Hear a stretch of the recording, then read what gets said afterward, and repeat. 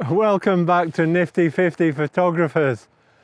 What a fantastic morning, and a bit of a different video for you today.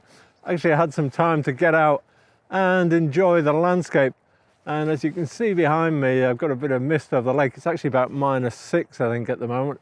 It said in the car when I arrived anyway. And I thought today we'd talk about how to compose minimal photographs, because you can't always get out in that lovely golden hour, or maybe it's a cloudy grey day and you'd still like to get out with your camera, but you don't know what you want to photograph. So we'll talk about how to compose minimal photos.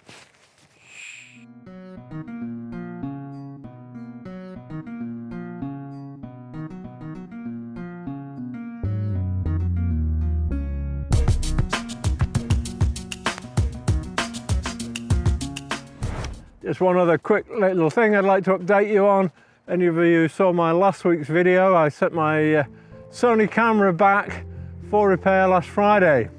Now there's a postal strike in the UK, so I wasn't expecting miracles, but it did arrive at the Sony Centre on Monday morning at 10:24, and I have a signature to prove it.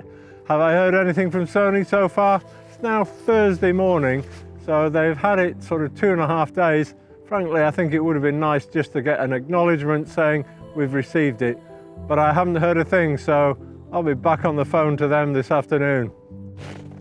Well, the first thing I'm going to do, just have a little walk around and suss out some compositions. There is some obvious compositions here with these boats. Let me just zoom into those. The thing is, when you're trying to do these minimal photographs, what you're trying to do is just eliminate the background, really. You want almost one very obvious subject and very little else. And it's quite normal to photograph these in high key or low key.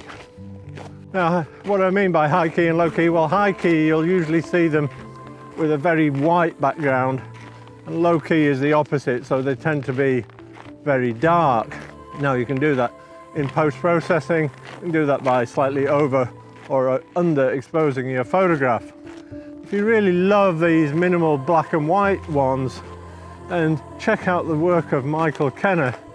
Truly amazing. He does super long exposures. Wow, there's even somebody rowing here this morning. And Michael Kenner's exposures can be several hours. He sometimes does them at night because the only way to get an exposure of that kind of length. Now, we're not going to do hours and hours of exposure today, but it's one way of doing things like smoothing out the water and helping create that background. The other thing I'm going to do is use a long lens. I'm going to start with a 70-200, see how that works, because that'll help me isolate just one subject and not get too much clutter in the background. So I'm just going to have a little walk up to these jetties, see if there's any compositions. We've got in my favour today is a lovely bit of mist hanging over the lake. I think it's going to stay cold enough for that to be here for an hour or two, so I can take some time to suss out best locations. So I've found a scene that I think is going to work. There is a single yacht, well, there's a line of yachts here, but I think I can isolate a single one, particularly if I shoot in portrait mode. And then there's a lot of mist. It's actually sat in the mist itself. Probably take some other just general shots as well, just because it's a beautiful scene. Let me show you the setup. I've got my camera, got a 70-200 on it, and as I said, I've got it set in portrait mode. Now, I don't know how well you'll be able to see the screen here, but when I'm doing this kind of stuff, I like to set my creative style on the camera to black and white, just because I can see then how the contrasts work much better. I'm going to shoot in RAW, so I'm still getting a full color image, so if I want to do a color version of it, I still can.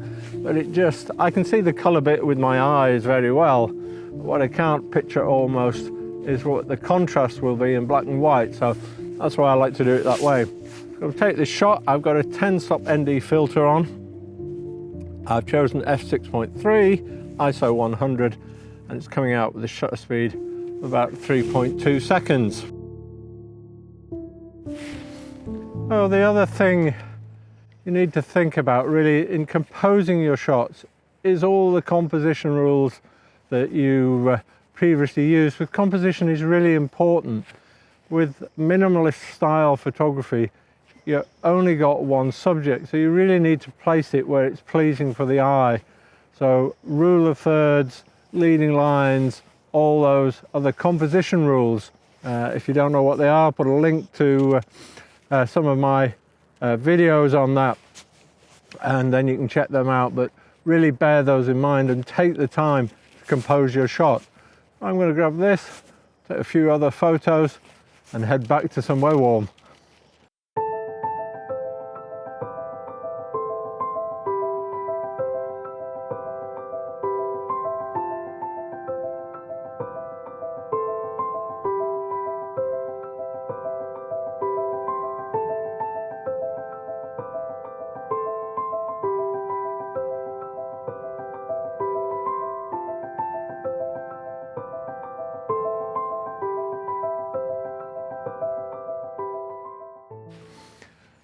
I hope you've enjoyed that video and you found it useful. Key takeaways are: take your time to compose your shot, make sure you've really only got one or a very limited number of subjects so that your photo isn't cluttered like the background is behind me at the moment, and use your composition rules and really think about how you're composing your shot.